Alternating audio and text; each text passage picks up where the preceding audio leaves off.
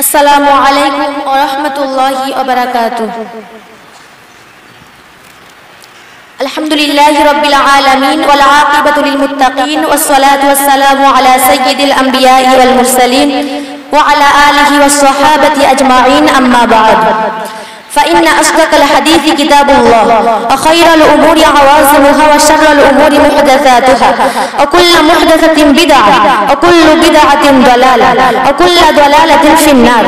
व बिसनदिल मुत्तसिल मिन्ना इला शैखिल इमाम अल हाफिज अल हुज्जा अमीरुल मुमिनीन फिल हदीस अबी अब्दुल्लाह मुहम्मद इब्न इस्माईल इब्न इब्राहीम इब्न मुगीरा इब्न बरदिज़बह अल जुअफ़ी अल यमानी अल बुखारी रहमतुल्लाह अलैहि। अल्लाहुम्मा अनफ़अना बिउलूमिहि व उलूमिहिम अजमाईन आमीन या रब्बल आलमीन। बिस्मिल्लाहिर रहमानिर रहीम। बाबु क़ौलिल्लाहि व नदउल मवाज़ीनल क़िस्त लियौमिल क़ियामह व अन्न अअमाल बनी आदम व क़ौलहुम युज़न। व क़ाल मुजाहिद अल क़िस्तासुल अदु बिर्रूमिय्या व युक़ाल अल क़िस्तासु मस्दरुल मुक़सित व हुवल आदिल व अम्मल क़ासित फ़हुव जाइर। बिही क़ाल हद्दसना अहमद इब्न अशकाब क़ाल हद्दसना मुहम्मद इब्न फुदैल अन उमर इब्न अल-क़अक़ाई अन अबी ज़ुरअत अन अबी हुरैरा रज़ियल्लाहु तआला अन्हु क़ाल क़ाल नबी सल्लल्लाहु अलैहि वसल्लम कलिमतान हबीबतान इला रहमान खफीफतान अलल लिसान थक़ीलतान फिल मीज़ान सुब्हानल्लाहि व बिहम्दिहि सुब्हानल्लाहिल अज़ीम। माशाअल्लाह।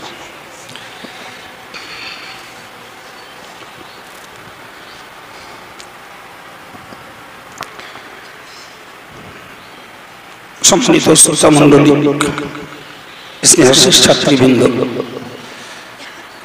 আমরা এই মুহূর্তে দারসে বুখারীর ছাত্র সবাই আলহামদুলিল্লাহ। আমরা অজর মজলিসের শ্রোতা হই, কিন্তু সেখানে কিতাবের ধারাবাহিকতা বজায় রেখে সবক পড়ানো হয় না। কিন্তু আমরা খতমে বুখারীর মজলিসে বসে সরাসরি হাদিস শরীফের ছাত্র হয়ে যাই। এটি শুকরিয়া আল্লাহর। আজকের এবং অন্যান্য খতমে বুখারীর মজলিসে আসার বিনিময়ে এই খুশনসিব আমাদের হয়।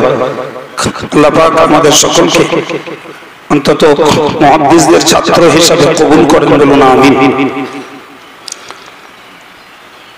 তো আমরা আজকে ইমাম বুখারী রাহমাতুল্লাহ আলাইহির 16 বছরের সাধনার রচিত বুখারী শরীফের সর্বশেষ পড়াটা মেয়েদের পক্ষ থেকে একজন পড়েছে।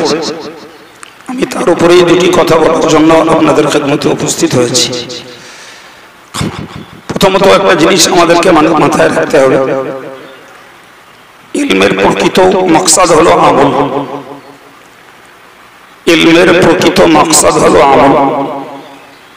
আমল ব্যতীত ইলম মূল্যহীন। সেজন্য হযরত ইমাম বুখারী রাহমাতুল্লাহ আলাইহি এই বিরাট কিতাব রচনা করার পরেও তিনি এমন একটি হাদিস শেষ বেলাতে নিয়ে এসেছেন যাতে জবান দ্বারা তাসবিহাতের ভিতর দিয়ে আল্লাহ পাকের রিজামন্দি হাসিল করা যায়, নেকির পাল্লাটাকে বৃদ্ধি করা যায়। এটাই ইমাম বুখারী রাহমাতুল্লাহ আলাইহির মূল উদ্দেশ্য।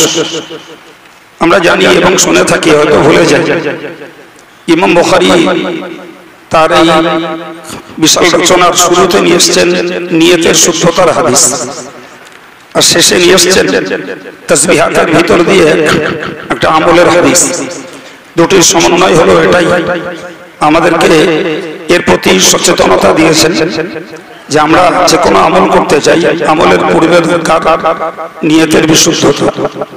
এবং ইমাম বুখারী তাসবিহাতের হাদিস